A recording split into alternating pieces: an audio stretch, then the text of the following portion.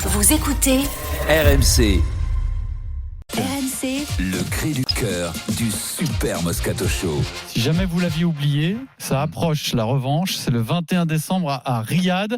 On n'est pas certain de la qualité du combat. On n'est pas certain parce que Fury avance quand même. Oui, non, mais là, je suis pas inquiet. La dernière fois, il lui en manquait un peu quand même. Oui, il a manqué un peu, mais là, ils l'ont enfermé. Là. Alors, là, il est en obligé revanche, parce qu'il y a des sous à rembourser après. Il y a des amendes. Hein. Le show est lancé. On va accueillir Maria Azé. Salut Maria. Salut Maria. On s'est déjà tous régalés de la bande-annonce du combat qui est particulièrement réussie. Oui, on dirait un peu la bande-annonce d'un film d'horreur, d'un blockbuster américain. Alors imaginez les deux poids lourds obsédés l'un par l'autre. Alors oui. Fury voit Usyk bon. partout, chez le psy, dans la rue, à l'hôpital. You're awake, Mr. Fury.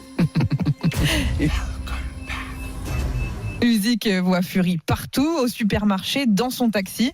How was your flight, Rabbit? Is everything okay, sir? Jusqu'à en devenir complètement fou. You sleep at night, ugly man, you think of me.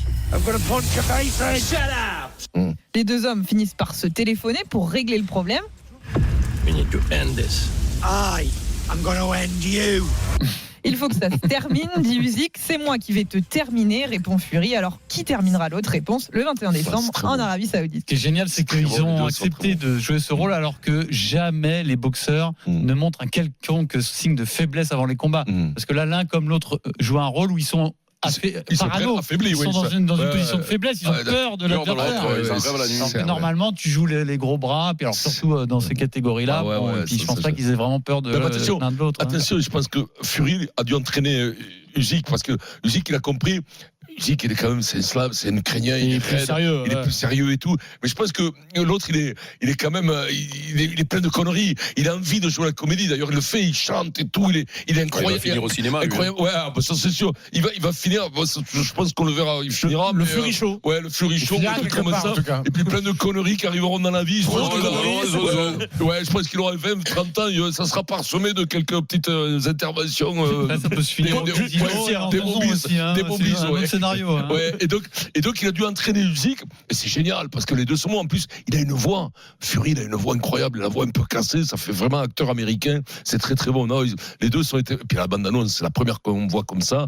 On l'avait vu, mais c'était quand même très sobre. Là, on se régale. Allez la voir sur Internet, c'est magnifique. Allez la voir. Hein. Ça donne envie quand même. Eric. Ah ouais. Oui, non, mais quoi qu'il arrive, ce genre de combat, on va se mettre devant.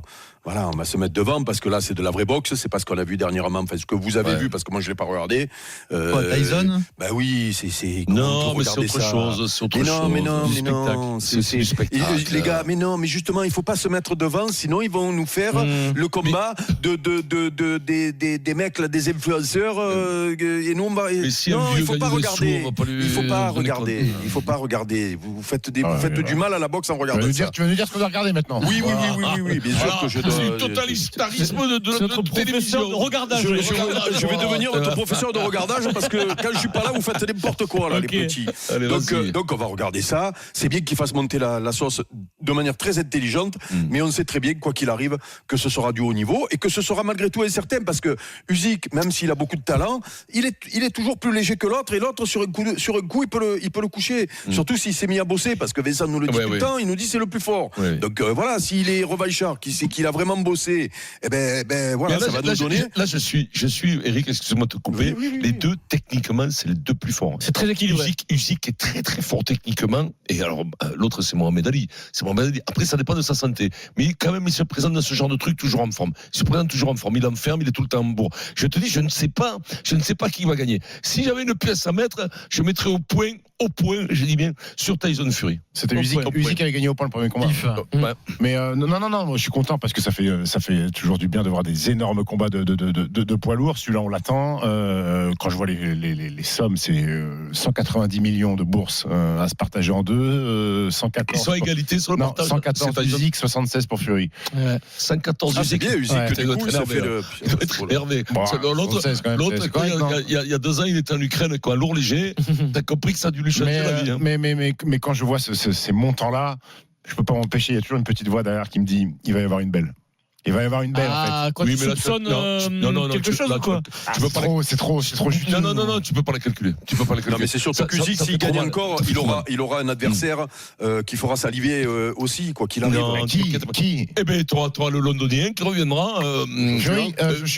Joshua, t'en as d'autres, t'en as 2 ou 3 derrière. Oui, mais les bankable, il peut revenir à un bon niveau. Crois-moi, il peut revenir à un bon niveau.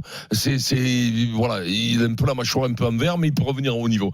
Non, t'en as 4 ou 5 qui sont de très haut niveau. Et après, t'as un groupe de 4 ou 5 des autres. Là, t'as un autre Ukrainien qui est très bon. Ne me dites pas les noms, je suis très mauvais sur les noms. Mais t'as la catégorie poids lourd. Il y a du talent.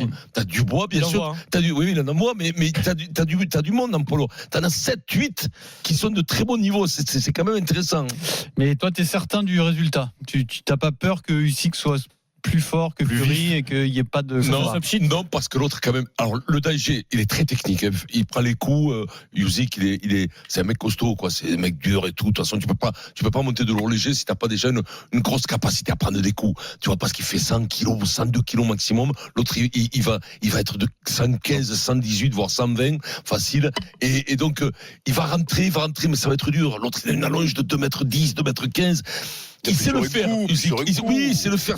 Oui, mais l'autre, il prend les coups. Sur un coup, regarde le nombre de fois qu'il passe. Je ne dis pas qu'il va pas au tapis. Il va au tapis, Fury. Mais il se relève à chaque fois. Oui. Chaque fois, il se relève. C'est incroyable. Parce que Eric, tu dis, sur un coup, Usyk, il a quand même fait 12 rounds sur le match. Non, mais il n'empêche que quand tu rencontres un mec comme Fury, tu peux en prendre un mauvais. Voilà, tu peux en prendre un mauvais. Alors que je suis pas sûr que Usyk, de l'autre côté, soit capable de mettre KO Fury. Je suis pas sûr. Sur ce que dit Stephen sur les sommes, l'enrobage, elle est géniale la bande-annonce. Mais si on veut faire un peu le mauvais esprit, on peut se dire, est-ce qu'on a besoin de ça? Est-ce qu'on a besoin, quand on est fan de boxe, de cet enrobage-là? Est-ce qu'on a besoin de les voir complices avant un tel moment d'agressivité quand c'est à ce niveau-là de boxe, Vincent?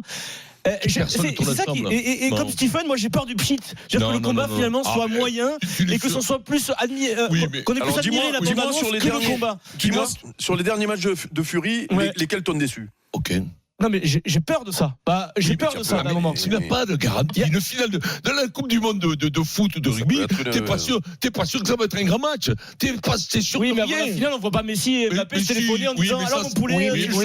Oui, mais il y a des bandes annonces, quand même, Adrien. Il y a toujours des bandes annonces pour les finales NBA, les trucs. Non, mais là ils ont poussé la mise en scène à leur maximum. Ils se voient pas les mecs. La boxe, t'as raison d'abord et d'une. D'abord ils tournent absolument pas ensemble. Peu importe qu'ils se voient pas, ils participent à un délire commun. Oui, mais c'est le monde de maintenant. Et puis est-ce que c'est bien? Oui, mais ça dure depuis toujours. Des Tyson Holyfield, tout ça, il y a toujours eu des mises en scène, mais qui étaient beaucoup amoindries par rapport à ça. C'est du jamais vu, ça. Ça, c'est du jamais vu. Le film. Oui, mais parce que c'est les moyens de maintenant, c'est le monde, la communication. Les gens sont, voilà, les mecs ont envie de voir ça maintenant. C'est novateur, c'est poussé, mais quand même la base, les racines de ça, c'est la boxe. C'est la boxe. Le show, le machin, l'avant-combat, ça a toujours été la boxe qui a été quand même novateur dans tout ce genre de trucs. Mais là, c'est vrai qu'ils ont fait un truc, moi, je trouve exceptionnel. Ça me file envie. C'est très bien produit, c'est nouveau. Oui, c'est nouveau. Oui. Parce que ça va, tu vois, parce que les mecs sont nés qu'il faut semblant de ces trucs, ça c'est pire ça. Quand c'est pas naturel, c'est lourd. Déjà la bande-annonce, c'est déjà vu. Déjà la bande-annonce, c'est 10 millions. Ouais. Après, quand il y a de l'agressivité, mais qui n'est pas fake, c'est pas grave. Sur une pesée, que ce soit déjà vu, c'est pas grave. Après, moi, je me souviens, un des souvenirs les plus déments que j'ai fait sur la boxe, c'est un après-combat. Donc c'était le Mormec. Oui. Avec King, il s'appelait celui-là, je me souviens plus. Cisco. Où les mecs se sont foutus sur la gueule après en conférence de presse. Ça t'aime bien, ils étaient à 3 mètres l'un de l'autre. Et Pierrot s'est interposé. Mais ça, c'est pas ça quand c'est naturel, quand c'est spontané, c'est pas grave. Ceux qui nous saoulent, c'est les trucs. C'est les fausses bagarres, les faux regards de méchants prévus à l'avance. Attention, souvent les mecs se chauffaient quand même. Te trompe pas, avant un combat, les mecs, ça fait 3 mois qu'ils se plaignent. Adrien, il a préféré la tarte de Tyson contre l'autre. Quand ils sont en tête à tête, les mecs se chauffent après, naturellement. Jean-Philippe Lustig qui nous écoute, c'était Belle. Oui. L'adversaire de Mormec qui s'est battu après le combat. Parce qu'il avait perdu à la décision, il avait les nerfs. Il avait sorti les gants parce qu'il avait boxé avec les gants de Gaulle. Et donc il n'avait pas apprécié l'autre en face, ça fait trop mal. Donc c'est le 21 décembre, c'est à Riyad, et plus on va se rapprocher du combat, bien entendu, plus on va en parler. Vincent, il faudra l'inviter parce qu'il a sorti un bouquin. On va l'inviter, il a réédité son bouquin qui est fantastique. J'ai rarement vu un bouquin sur la boxe comme ça. Ah oui, c'est bon, super. surtout le mec qui connaît le mieux la boxe en France, ah ouais, dans c'est le lui. monde. Hein. Non mais c'est lui, je te le dis. C'est sacré du Steve. Je t'ai vu arriver, Steve. Je t'ai vu avec tes grandes baskets là.